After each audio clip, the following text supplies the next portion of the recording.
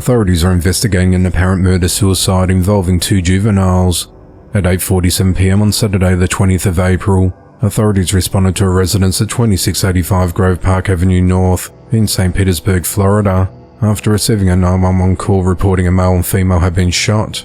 When deputies arrived at the scene, they entered the premises and found 14-year-old Sayuri Jade Ruiz deceased with a gunshot wound to her head. They also located 17-year-old Hector Pfeiffer with a self-inflicted gunshot wound to his head. Hector was transported to a local hospital, where he was pronounced dead at 10:16 p.m. Throughout the course of the investigation, detectives learnt that the homeowner, 26-year-old Derek Pabuta, was out of town, and Hector was temporarily staying at his home to watch his dog. At around 4 a.m. that morning, Hector invited Sayuri and another female to the house to hang out, both of whom he met on a social media app about a month ago. Hector's friend, 18-year-old Alex Spaziano, also arrived at the residence, and they consumed alcohol, marijuana and cocaine throughout the day. At some point, Hector began brandishing a gun that belonged to the homeowner, and all 14 started playing with the gun and took photos with it. Authorities said a verbal altercation ensued regarding a consensual sexual encounter Hector had, and he became upset.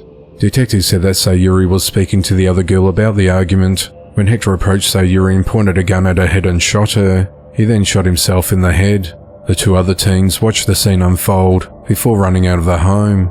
Officials said that Hector lived in Seminole, about a 7-mile drive from the crime scene, and Sayuri was from North Port Richey, about a 30-mile drive away. Authorities said that autopsies will be conducted, and the medical examiner's office will work to determine the cause and manner of deaths. The investigation into the matter continues. A 68-year-old man is behind bars for kidnapping and assaulting a child at a beach. On Monday the 15th of April, a juvenile girl and her grandmother spoke with officers at the Webster Police Department in Massachusetts. During their conversation, the girl disclosed that she was alone at Memorial Beach when she encountered a white male with a dog. He initiated a conversation with the girl about his dog, and he lured her into his car. He then drove her to a location to drop off the dog he was with, and at some point he inappropriately touched her. He then dropped her off back in the area of her residence, where she disclosed the incident to her grandmother. Authorities learned that the suspect had advised the girl that he'll be at Memorial Beach the following day at 11:30 a.m. The juvenile was able to provide police with some unique characteristics about the suspect's car. Officers found the vehicle matching that description at the beach, and the suspect was identified as 68-year-old Walter Fanion. Over the next few days, while continuing their investigation, detectives monitored Walter's movements. On Friday the 19th of April, after a forensic interview with the victim, detectives followed Walter for about 12 miles from his apartment at 60 Charlton Street in Southbridge to Memorial Beach, where he was taken into custody without incident.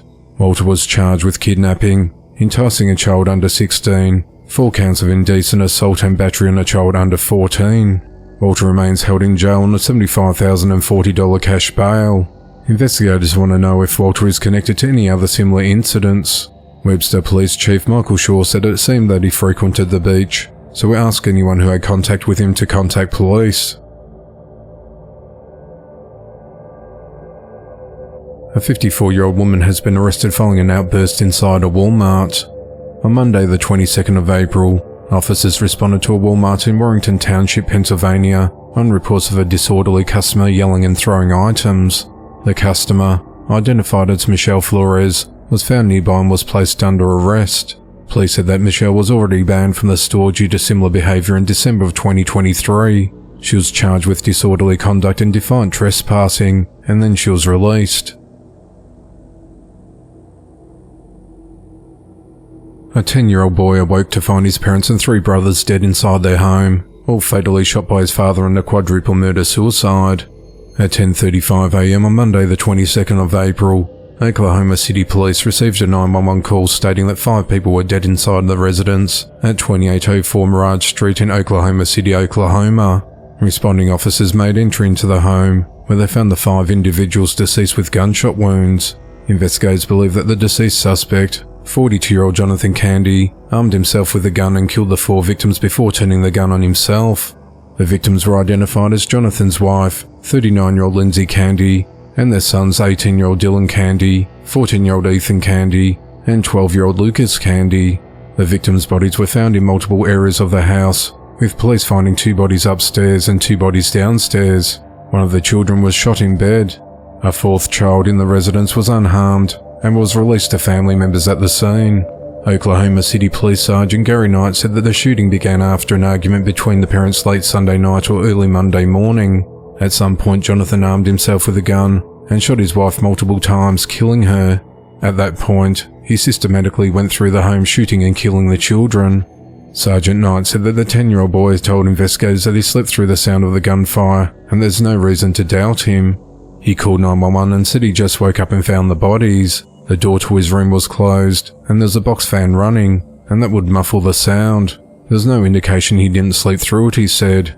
Make no mistake about it, what happened in that residence was nothing short of a massacre, he said. The motive of the shootings and why the fourth child was spared in the killings is unclear. Police said that they had no previous contact with the family, had not previously been called to their house, or there's been no history of domestic violence in the family. The investigation into the matter continues.